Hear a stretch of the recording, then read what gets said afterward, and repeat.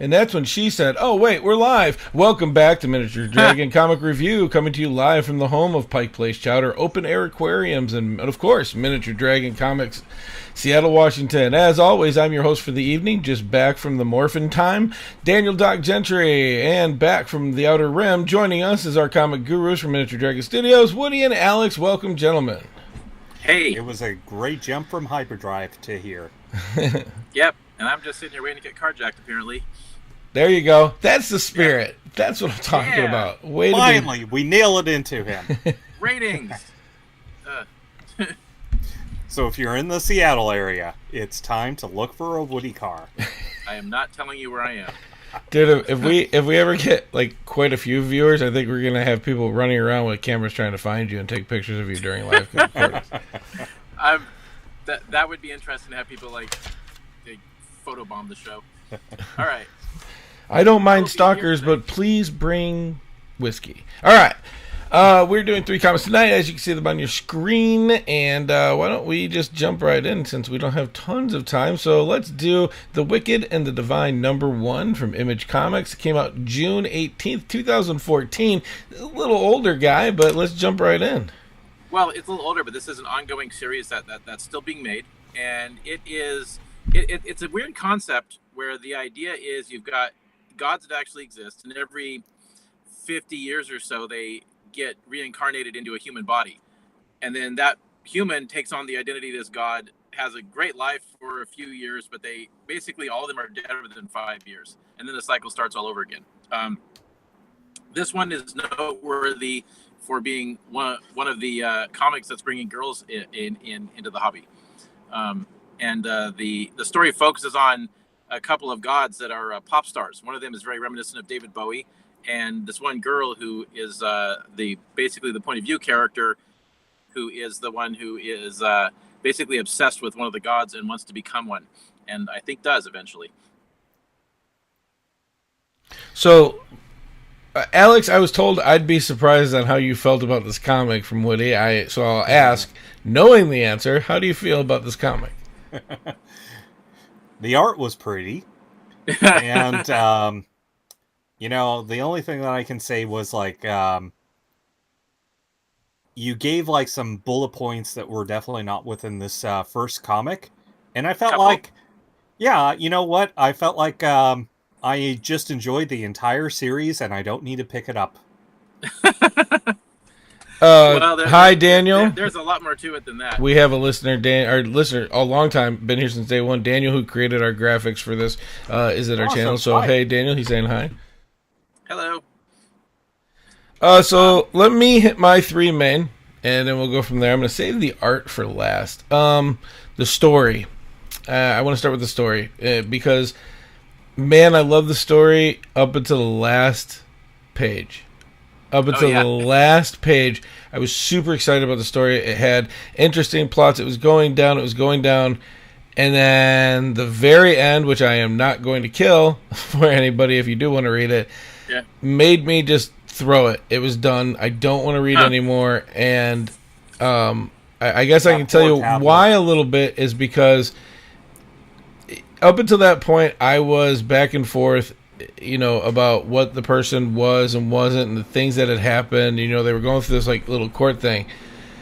And the surprise look on somebody's face when they're claiming to be a god, I'm done. I threw in my pen. I don't even want to go any further. Yeah. That really pissed me off because it doesn't leave me wondering anymore. It's almost like answering it in a very craptastic way. And I'm not trying to be mean about it, but for me, that's what the story did. It might have grabbed onto other stories. The lettering in this was done really well. I'll be honest with you. I knew in this comic who was talking, who was thinking. It was easy to follow for me. So the lettering was really was done well. And the art was fabulous in this. If you're a collector for these things, for the art in this it's beautiful. The colors all ring to each other. It's not like a regurgitation of Fruit Loops onto somebody's chest. It definitely has really good detail and design. It doesn't. It it's not missing anything as it goes through. I wonder if the other comic books continue. Like if you see a character from the first comic into the fifth comic, sometimes the art changes slightly on it. That disturbs me because of my OCD. It usually ticks me off. But I hope they can continue with what they're doing on this. But like I said, pretty sure they saw the same creative team. But that was my take on it. Woody, we haven't heard from you. What's you? Well, I mean, like, not to spoil it, but like the part you're referring to is the fact that you end up basically learning out that the story is going to be a murder mystery, and that's an interesting take. I thought the story was well executed. I could see what was pulling people in and why it was popular and why it continues to be popular. It is a total A-list creator book, but it also was evident that it wasn't meant for me, which is why I never continued on past the first issue. I mean, I have kind of like kept up with what the story is in terms of just industry talk, but it's like I think that it's one of those books which was definitely I know it's gonna sound weird, but I think it was aimed at girls, and that's its target audience, and it's no surprise that that's the majority of the fans are there. Well, it explains why I enjoyed it up until the very end. I really do. Like, Rat Queens was fantabulous. Oh yeah. Dr. I always forget this one. Afra. Yeah, I think that's why I want to add another consonant. Dr. Afra was really good. I actually enjoyed this comic book right up to the end, but and I agree. It's not. I'm not saying there's no such thing as bad comic books. I'm saying it's not for me. But yeah, that's the way I felt too, because there wasn't a hook that made me want to keep reading. And so like first issue for me, what was enough. Yeah, but I can definitely see why it is the success that it is. Oh, beautiful lettering is, like I said. But anyways, let's go on to number 2, Star Trek: The Next Generation Through the Mirror, number 1. Did we want to get Alex's input on that? I did. I asked him first. Remember? Oh, yes. Did we? Yeah. Jesus Christ. I know. Wow. Who's the host here? So, I'm just saying. You got to trust me a little bit. Right? No. Star Trek: The Next Generation Through the Mirror, number 1 by IDW. It came out came out May 2nd, 2018. And Woody's chomping at the bit to go for it, man. What do you want to say? Well, this book is one that I was really excited to read. It looked really interesting, and it actually I think has a really cool premise, and the plot points are great. The execution sucks. It deals with. Basically, it's like taking the Mirror universe that we've seen in the Star Trek series in various incarnations, and then it's looking at what the Next Generation characters were doing during that time period. And what you end up basically discovering in the course, if you like, because I've read a little bit further, you basically find out that the Picard had the Stargazer, and that one survived the fall of the Mirror or of the Terran Empire, and that kind of leads into the plot where they are here today, where they are basically Picard's crew, the evil Picard with the goatees, are raiding our universe for supplies, and for whatever their goal is, probably trying to revive their empire. But it's it deals with the Enterprise showing up at some sort of a research outpost, and that's had weird shit going on, and they're doing a security check and end up finding a member of their crew with a goatee down there, and that leads into a crazy chase and series of misadventures. But yeah, that's basically how things get started with this series. So, Alex, we talked last night. If you don't hit that particular point, I'm going to be upset. But what did you think? So, first, I want to make a statement about Woody. I didn't understand half of what you were saying, but it was intriguing. I watched Next Generation and a lot of the various other parts, and I'm aware through Wikipedia of Mirror, oh my Q, what's going on here? And besides that, it's this really does remind me of that statement about the dimensional travel. It's the same house, the same picket fence, the same door. Yeah. Just, reverse because it's a mirror. Yeah. But as this book goes, it's the art for me was they tried really good to replicate how the actors actually looked, but it just kind of felt very flat. Like, it didn't have spirit. It didn't have like pizzazz within it. You're Like, right. the previous book that we just talked about, if that person was doing this book, it would just be fantastic. Like, the person in this book was like, has some skill, but not at that next level of just that wow factor.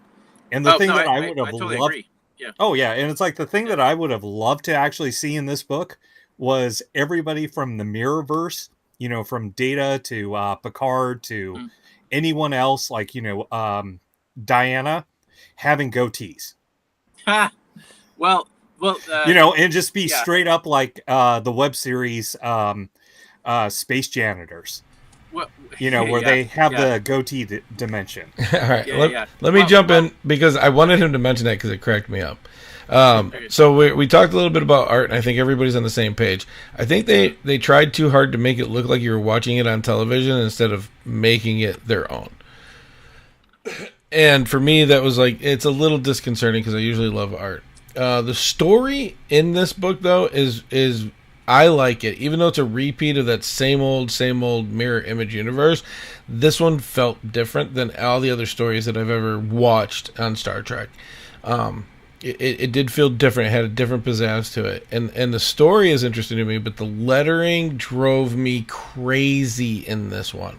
I found it very hard to figure out who was saying what, and I still swear that one of those text bubbles that I was reading, the wrong person was talking in that one. And two of them, actually. See? I thought it was just me, and it was driving me crazy. No, they did that twice. The story in this is great, though. I really like it because, like I said, I've seen Mirror Universe. We've seen it. All the Star Treks have done it. I still, now that Alex has mentioned it, I really do want to see a Mirror Universe where all the females have goatees as well, because that would be amazing to me.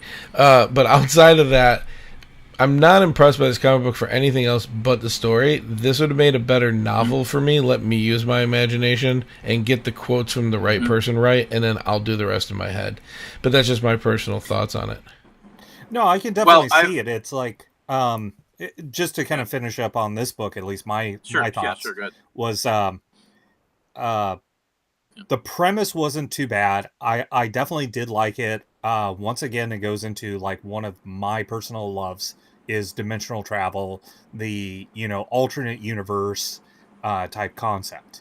As much as I'm joking around and kind of like making fun of it, it wasn't too bad of a read. I do agree with like the lettering did kind of have that like stumbling block of like, almost a hot mess, but they didn't do such a horrible job.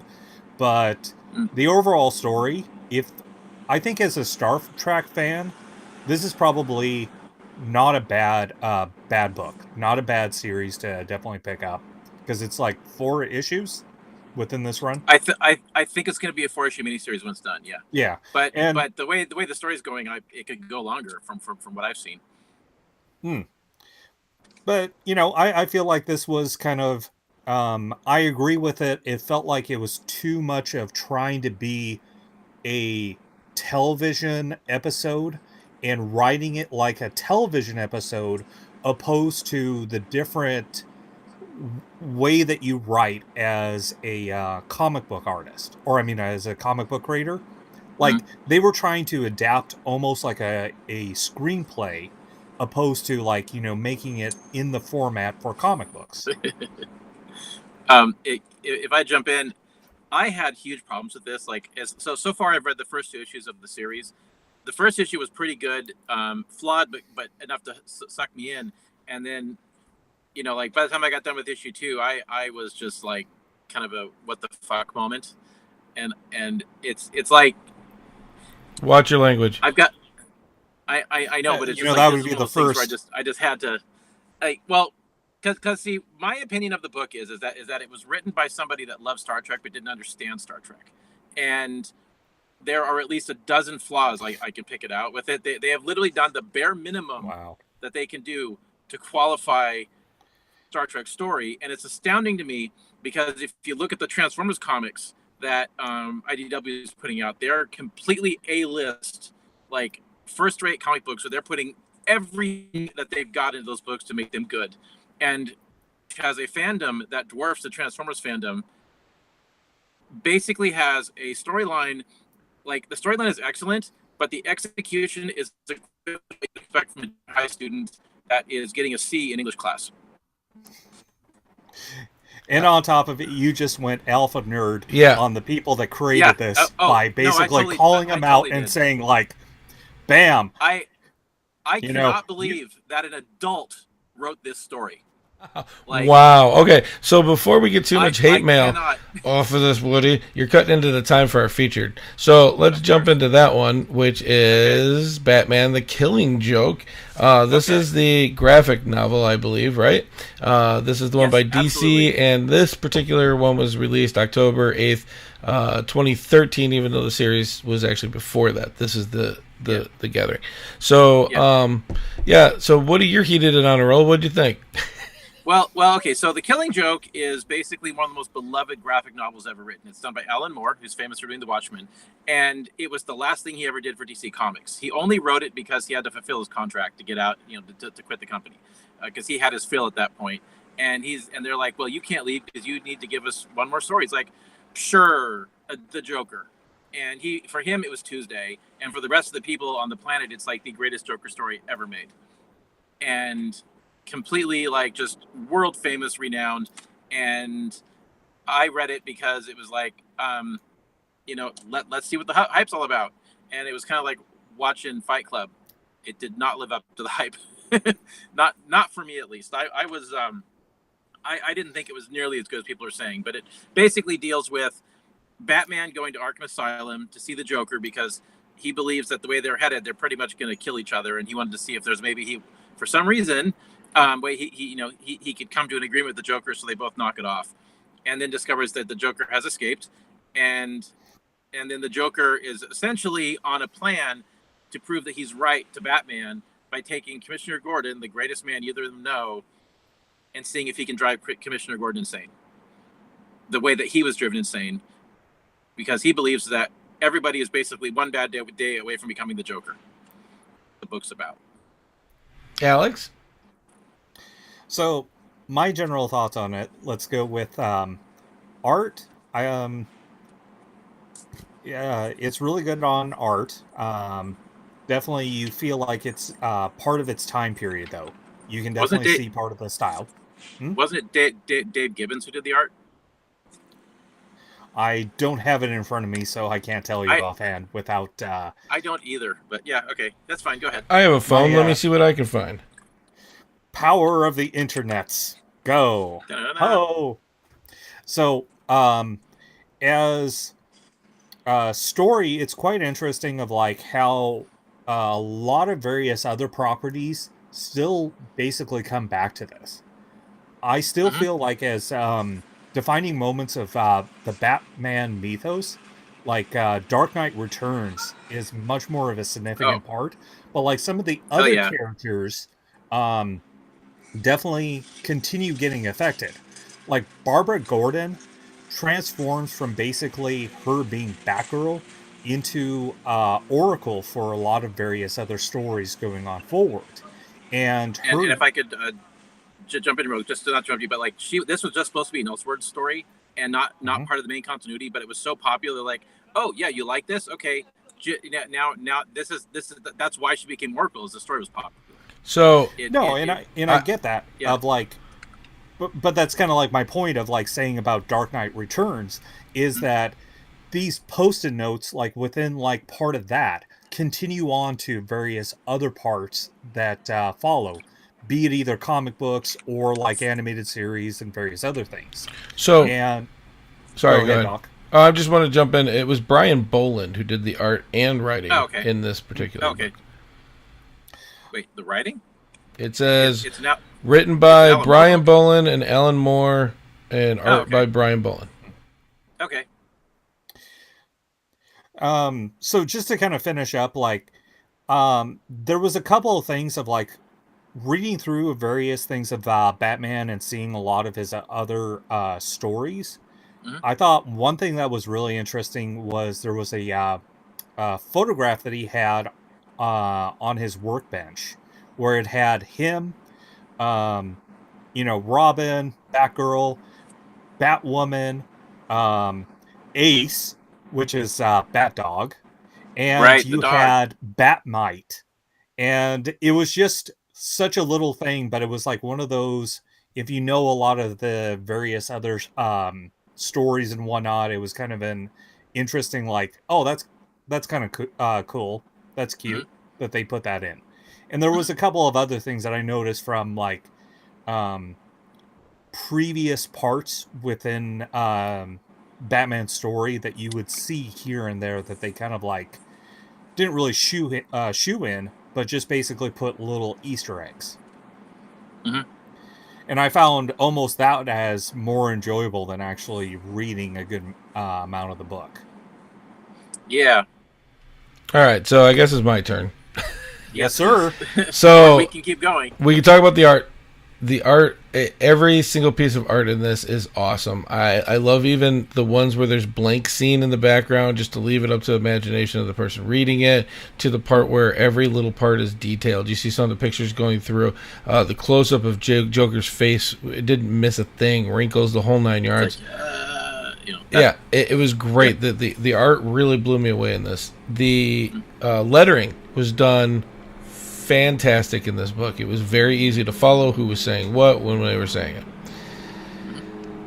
The storyline, I don't get it. I don't understand why it was such a popular thing. I didn't enjoy it.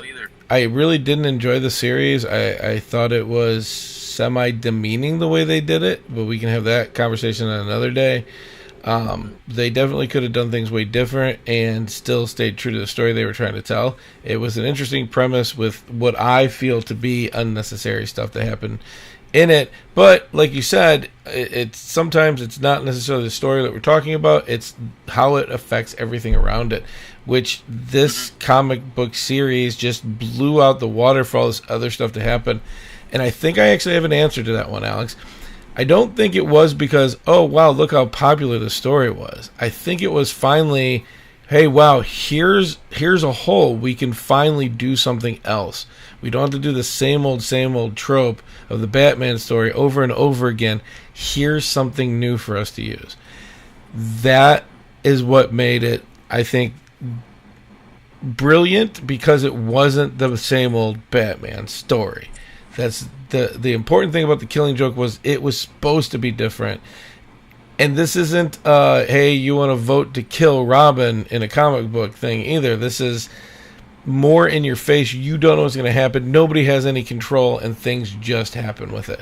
Again, I think they could have done a couple things differently and had still a good story without, I'm going to say, stereotypical things happening, and something that really didn't help in the comic book. I'm not going to go any further than that because I don't want to get anything political. It was just my reading it. I wasn't very impressed with how they did the story, but after you said that, Woody, it makes sense. It was the things I find were just the easiest thing at the time to put into the story to make the story.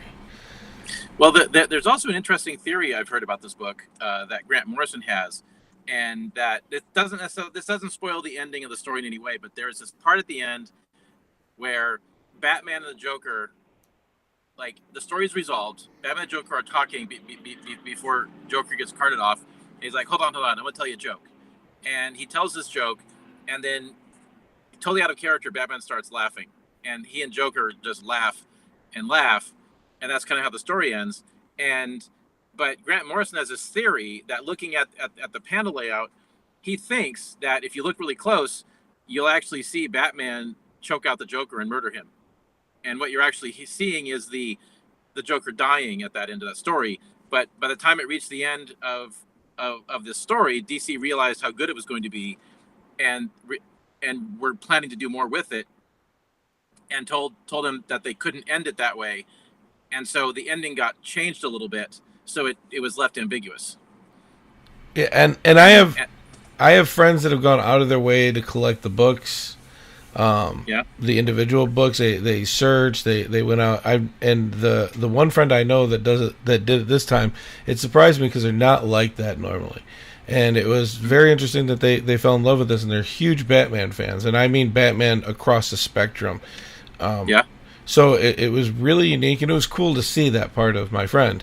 As far as it goes, you know, me personally, not impressed. I can see why it spawned into this bigger element, because it definitely did something different than Batman, which, kudos. You know, a lot of these writers, a lot of these artists, these people that are telling the story, they follow that road. We've talked about it before. What sells? And this one definitely moved to a different side of that spectrum.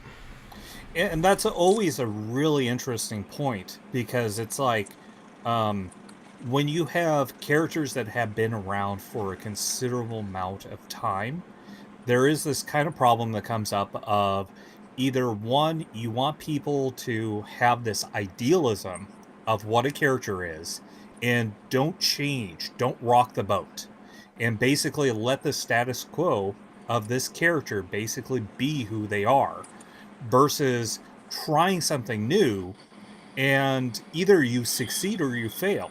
Because it's like, there's times where it's like a generation sees it as, this is the new way that this character is presented. Like, once again, going on to like Dark Knight Returns, you know, that is a defining moment within Batman's history, his mythos. And it's like, you had during the 60s and 70s, he was very campy. During like the 1930s, you know, there was a different kind of way that he was presented. During like some of the films and some of the comics and whatnot, as the detective that he was, you know, like what he was willing to do, use guns, the way that his interactions were with various characters.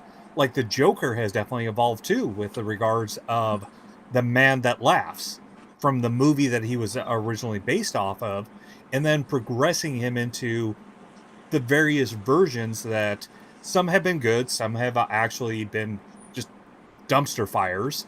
But the simple fact is, it's like, if you don't try something, you miss an opportunity. But I do understand as a fan of like, that spirit of the character is like, that's not what they would do. Like, you know, reading some sort of fanfic and like seeing somebody that goes, okay, Picard just annihilates a planet. Why would he do that? You know, there's certain things with a character would not do unless there's a reason. No, and I got you. So, anyways, we got literally a minute left. Woody, really quick, final thoughts on the last on these three comics. Well, I think The Wicked and the Divine is definitely a 5 out of 5. It's just not my flavor, but it's definitely a 5 out of 5 book. The Star Trek book is basically a 2 at best. But if you're into Star Trek, if you're into that subject matter, it probably would be great. Better if you don't know how to make comics. And with you know, Batman: The Killing Joke is also a 5 out of 5. But it's again, it's one of those books where it clearly was not written for me. And I kind of have a love-hate relationship with Alan Moore's work, anyways.